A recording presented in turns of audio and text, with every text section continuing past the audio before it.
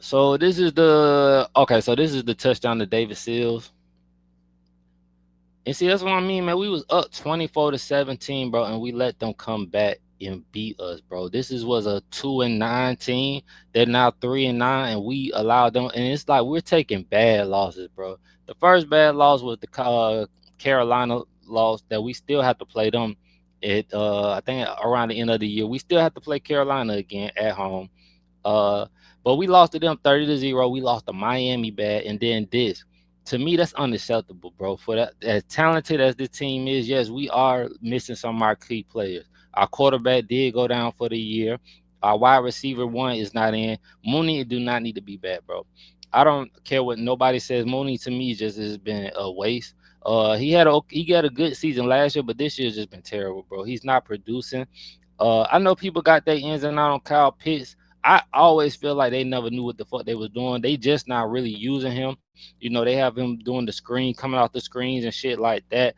But the play calling to me just sucks, bro. Like the Falcons play calling, Zach Robinson, bro, is just terrible, bro. But I'm not even gonna put everything just on him this game. The special teams suck, bro. Like it was just terrible. I'm gonna play one more video, then I'm gonna play this sorry ass Raheem Morris and let him talk about why we lost and all this shit. So this is the special team kick, the special team where they allow before they I guess this is the field goal. Yeah. Look at this. Ain't nobody near him, bro. Somebody was out of their fucking lane, bro. And you gotta take this on the chin, bro. And as the special team coach, man, this was just terrible, terrible, terrible, bro. Like just fucking terrible, man. And then our punt returner, that motherfucker. I don't know why he's even on the team. I would say we were gonna keep Alfred or somebody like just put them back there, bro. Like at least because we just wasting a wide receiver. Like we were wasting a roster spot on our punt return number 14. And I forgot his name. I don't even like dude like that, bro. We just wasting a fucking roster spot on him. He don't do nothing. He don't like I don't really see him really helping us in field position on special teams like that. And he don't play. It's like it's just a waste of roster spot, man. Let me get into this Raheem Morris real quick. And before I say this, the way he answered, you know what, I'm gonna play this shit first and then I'll Know get where to into it. begin to try to explain that one. What are your thoughts? Uh, you got to go play in all three phases of the game, and we didn't show up today on special teams, and it hurt us. Where do you feel like things really kind of frenetic type situation there late in the football game? The exchange of punts, trying to get field position to try to win the football game. What was the thought process there? You got to go out there and get first downs. You got to find a way to get that first down, get in the field position, give yourself a chance to kick that thing, get out of there. Two exchanges of punts, good defense on one side, good defense on their side. They got the ball back, got close enough for their guy to take a long field goal, and they made it. Raheem, I think I know the rules here, but when you have a play like you had on special teams early in the game that gave them their first touchdown, I'm assuming that ball's not supposed to be caught where it was tried to field it, where Jamal tried to field it. You got to leave it alone. When we did not, and you put it on the ground and give them an easy touchdown on the 2-yard line, and those things can't happen. Bijan Robinson, monster day. You got your ground game going. It almost is a kick in the gut to know that he had 200 yards of offense, but as you talk about stats for losers, you got to win the football game. 100%. Stats for losers, you got to go out there and win that football game. Oh, man, we did not. All right, what's your mindset process right now? We got a really good football team coming into play, and we got to get ready to play those guys this week. Thanks, man. Appreciate Thank you, guys. Thank you. Appreciate it. Stats are for losers. No, motherfucker. Your ass is a loser as a leader. Your ass is a loser as a head coach. And I don't even know if I ever want to even see your motherfucking ass as a goddamn defensive coordinator no more. Like, you just sound like a broken fucking record. And I hate to do this because I don't like to trash black people. Well, never mind. I won't say that. It just depends on who the fuck it is now. Cause I'm just sick of this shit, bro. Like, you just really wasting our talent, bro. Like, and I hate to see this shit, bro. Like, we are wasting Bijan Robinson best year is Drake London's best year. And like I said before, I don't know what the fuck we gonna do at quarterback. Are we gonna bring Kirk Cousins back for another year? Because I don't think Michael Penny Jr. is gonna play at all next year. And I'm skeptical. I'm skeptical on how his future might be with us because I know I want to I don't wish no harm. No, I want to see bro have a successful career. Don't get me wrong. But I just don't know no more, bro. And it's just I was already skeptical of having him because he already had ACL problems. He was ending season ending surgery like 5 times. I worry about that, bro. Like if you've never been under the knife before, bro, you'll never understand, bro. Like your body is really never the same after surgery. And you have to put in a lot of rehab, and the rehab physically, mentally, bro, mentally is more drainful than I think like physically. It was just speaking on my behalf. Just having to go through that process over and over, and it's mentally draining on the person.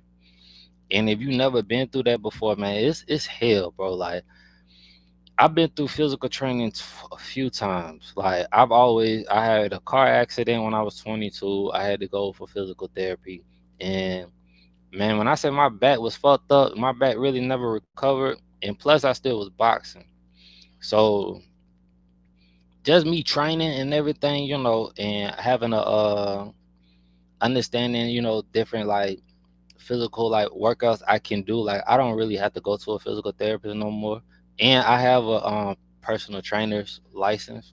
Well, a certificate. I don't want to say license. I apologize. Certificate that I had received and got, but and just learning different workouts that I could do to help me, it's still like my body still it will never be the same. Even after my surgery, I knew after my surgery it was just over with, bro. Like no matter how much physical therapy rehab I do, my body was just never gonna be the same again. And that shit fucks with me every single day, mentally.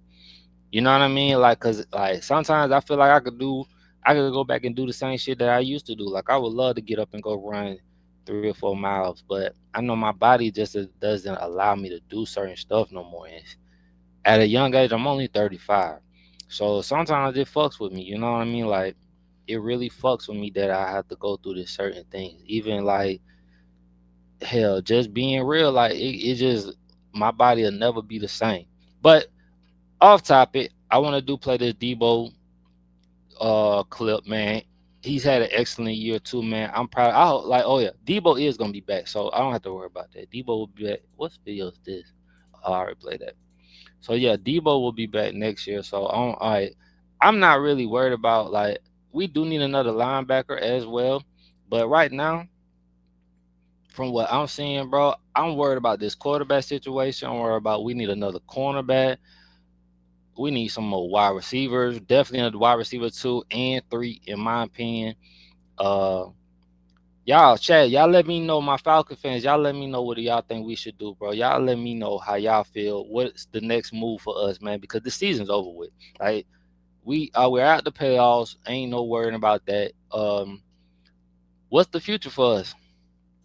Divine, these are always a kick in the gut when something like this happens. These one-score games. You guys did such a good job controlling them throughout the game. Tell me about that first. We controlled the controllables for the most part. I think we did a good job stopping them when they got inside the 10 on return. We didn't do a good job on the other one, but we just got to keep fighting, keep going. Okay, so the final drive, I think they'd run 41 plays. You guys had held them to under 200 yards of offense. And then they got the 15-play, 6-minute drive, and Tyler had scrambles in.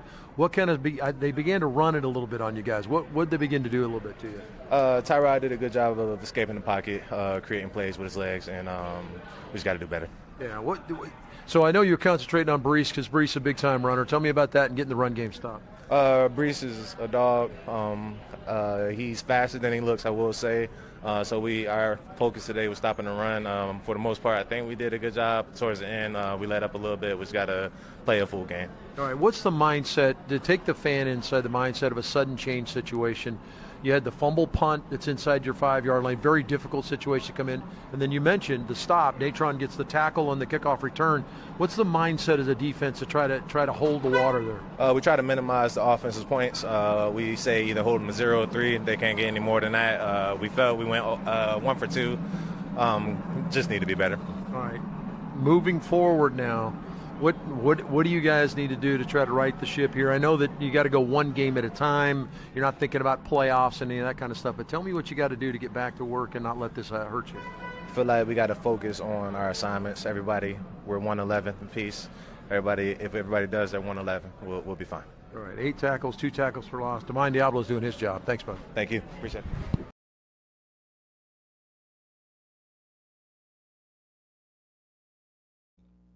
All right, back y'all. Y'all let me know what y'all feel and how y'all feel about the Falcons, man. I'm not gonna spend my day on the day just a waste time. It was a waste of just. All right, y'all. So the next game I want to talk about next game I'm gonna talk about is the Cleveland versus San Francisco, man. I wasn't able to watch this game because I wasn't about to goddamn pay for that shit. But y'all, hold on.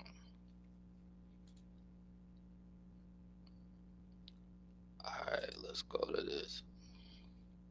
So I'm gonna play a clip from this game that I didn't like to see, bro, on the sideline. But as you can see, bro, the San Francisco 49ers beat the Cleveland Browns 26-8. Brock Purdy was 16 out of 29 for 168 yards, 1 touchdown.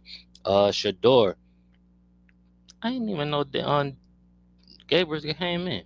Shador was 16 out of 25 for 149 yards, 1 touchdown. He did take 3 sacks. Um, From what I was hearing about the game, man, I don't think the play calling was set up for him to even. I don't to be successful in this game. I didn't really watch the game, so I can't really say how it really went. It seemed like it was a lot of confusion on the sideline. I do want to play this clip of Shador and Jared Judy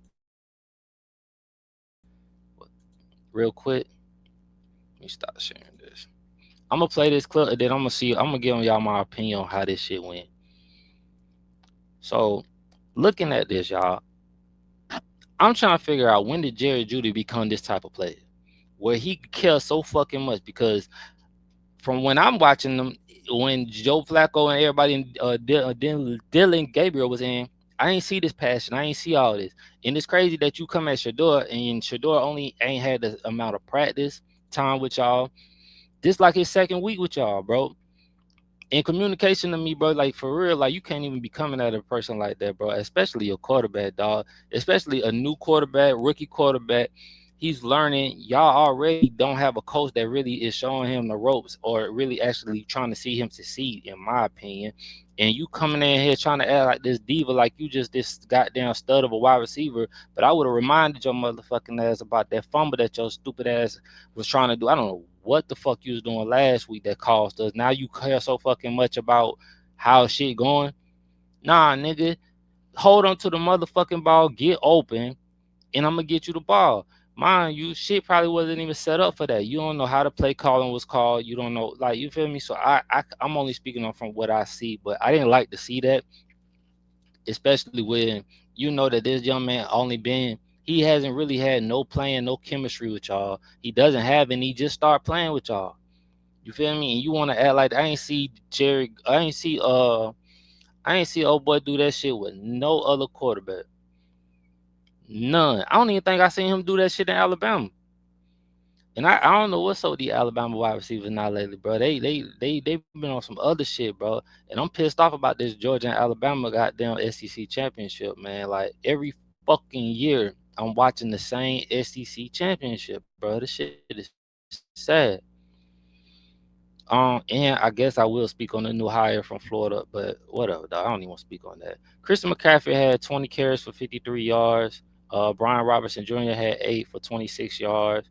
Um, Jenkins, 23 carries for 91 yards.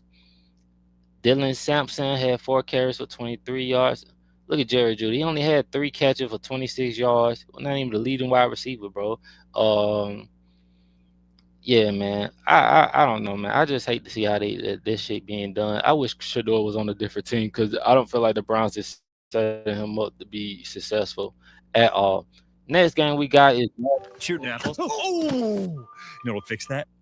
Jaguars versus the Titans. The Jaguars is 8-4. They beat the Titans 25-3. Terrence no, Travis Lawrence was 26 out of 27 for 229 yards and 2 touchdowns. Good win for the Jaguars. Next game we got is Titans versus Jags. the Texans beating the Colts. I ain't see that one happening, but Tennessee, I mean, the Texans beat the Colts 20-16. CJ Stroud came back. I think it was his first game back. Was 22 out of 35 for 276 yards. Jonathan Taylor had 21 carries for 85 yards. Nick Collins had 5 receptions for 98 yards. Good win for them. Saints versus Dolphins. Dolphins win 21-17. Uh, the Saints quarterback Stroud was 26 out of 38 for 239 yards, 2 touchdowns. The Aikens had 22 carries for 134 yards. I know I ain't pronounced his name right. And like I said earlier, the Falcons lost 24 to 27. Kirk Cousins was 21 out of 33 for 234 yards and 1 touchdown. Bijan Robinson had a great game for 23 carries, 142 yards. How the fuck did Aiden Mitchell goddamn have 8 receptions for 102 yards? When the fuck did he start just balling out? Like that shit. I don't even want to talk about that shit, bro. Next game we got is the Buccaneers versus the Cardinals. Buccaneers won 20-17. Jay Bresket had 20. It was 29 out of 40 for 301 yards. B Knight had 11 carries for 62 yards.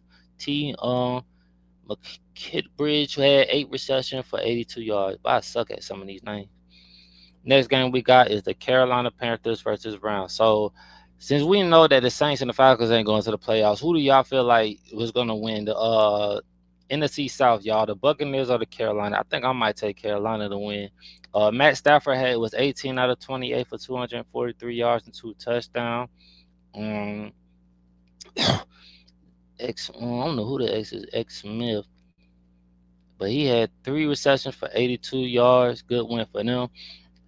All right, next game we got is the Seahawks versus Vikings. Seahawks killed the Vikings 26-0. Uh, Sam Darnold was 14 out of 26 for 126 yards. T.J. Hawkins had 6 receptions for 59 yards. Good game for Seattle.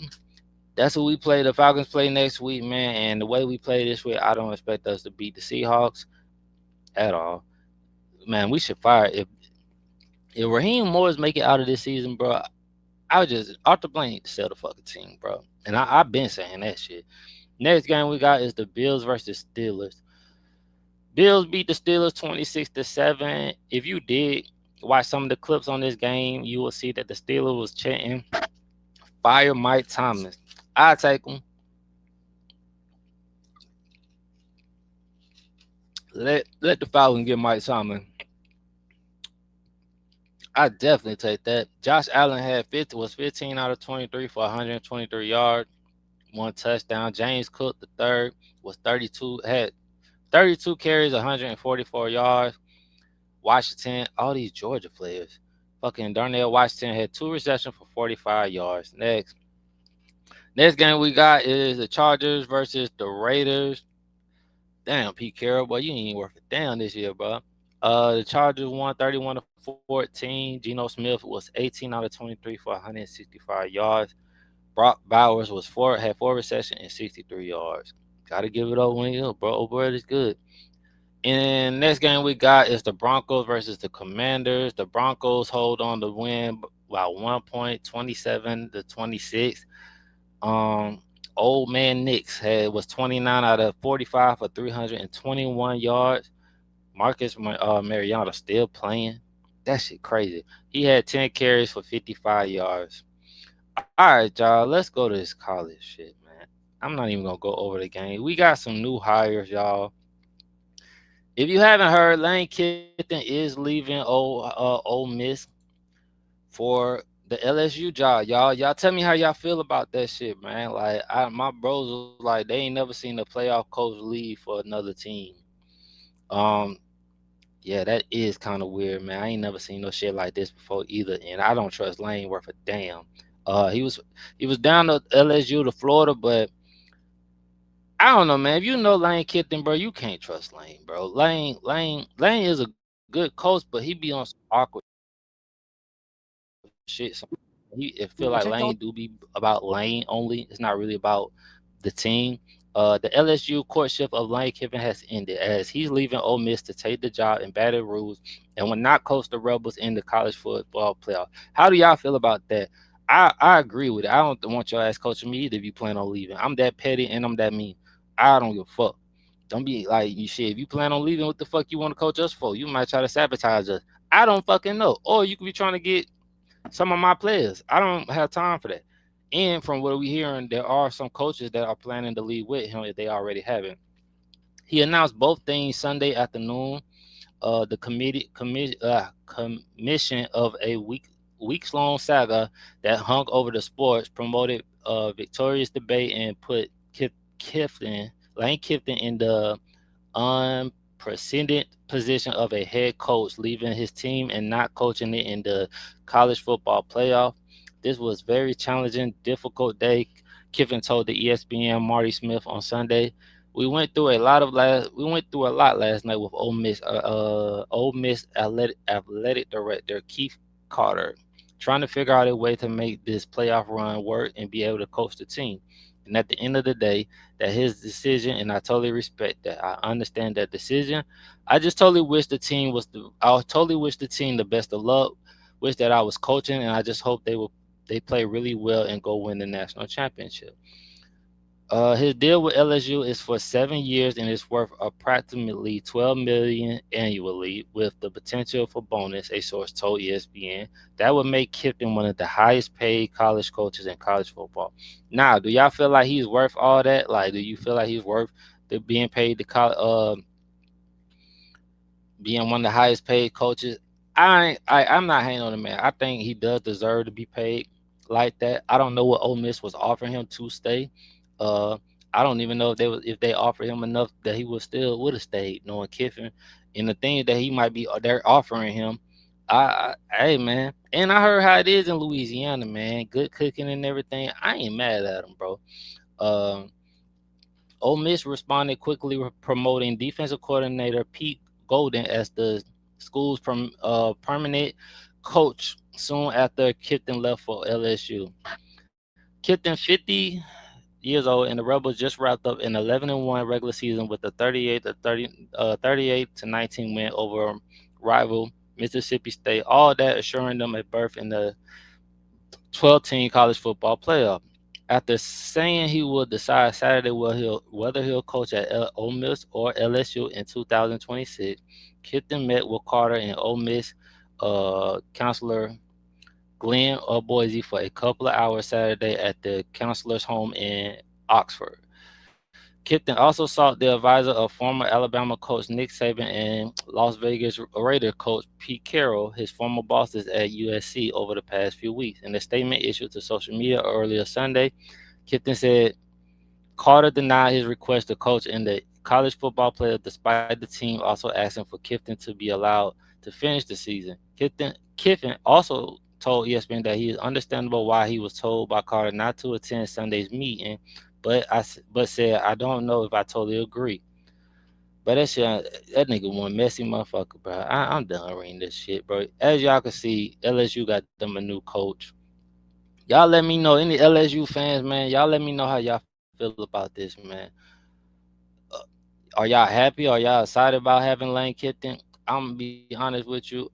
I wouldn't have been mad if Florida hired him, but I'm glad we didn't because I know it comes with some shit, and Florida don't need that. But they did hire Tulane John Summerall as the new football coach. I know I'm saying that shit wrong. Stressing the need for a dynamic offensive aim championship expectation, the Florida Gator hired Tulane John Summerall as the new football coach on Sunday. Sources also Two tight ends in the game, Jay. They've been living. Sources also told ESPN Darmington that the Gators are finalizing a deal with Eagles executive and former Jaguars general manager Dave Caldwell to serve as the university GM of football operation. Bro, I'm gonna be real with you. I don't know how much I trust neither one of these hires, cause I don't trust our AD at fucking all. I wish Florida would have been fired. This motherfucker. I don't know what he got on us, but they have gone down here. The only thing good to me in Florida right now is they basketball team and maybe the track team and shit like that. But when it come down to football, he don't know what the fuck he's doing. Summerall 43 received a 6-year deal for an average of nearly 7.5 million per year, with the significant incentives tied to the college football playoffs. If shit, they ain't even seen one. That shit crazy, bro. Like ever since the college football playoffs have arrived, Florida has not seen this shit, and that shit is sad as fuck. He is 42-11 in 4 seasons as a head coach, two in the Sun Belt at Troy and two in the American at Tulane. He has reached the conference title game in all 4 seasons. The University of Florida is one of the premier programs in college football and is an incredible honor to serve as the head football coach. Summerall said in a statement, I believe in building a team root in toughness, accountability, and relentless competitive spirit. Florida has everything necessary to compete at the highest level: the resources, the support, the tradition, and the passion of the Gator Nation. Uh, that's sorry, motherfucker. Strickland said in the statement that Summerall to fully understanding the championship expectation at Florida, including the need for a dynamic offense. One of my first priorities said will be to assemble a credible staff, including an offensive coordinator who understands that at Florida, having explosive offense isn't an option; it's mandatory. Sounds all good and dandy, but how do y'all feel, to my Florida fans? Do y'all feel like we hired the right coach? In my opinion, Buck, I don't really know. My bro Jared said that this will be a good hire. To me, I have to wait and see because all I can think about is Billy right now, and this could be Billy Jr. and this could set us back even further. I don't know. All I heard are good things about him, but we shall see, man. I really don't know, bro, about like this because I haven't really paid attention to Tulane. Mind you, they were in contest for the playoff, college football playoff. So, but the level of competition that they play is totally different than the SEC.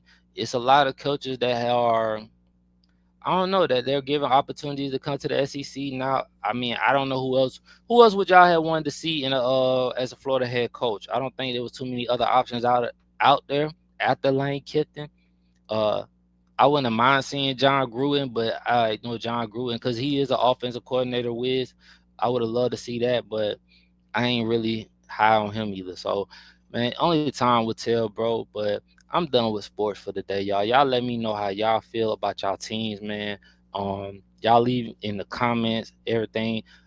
On the next subject, y'all, I was watching. I was I was watching. I was gonna talk about this Tasha K and Charleston White thing, but I think I'm gonna just talk about politics and wait till tomorrow to talk about that. So let me get onto this real quick. So y'all, it's so much shit going on in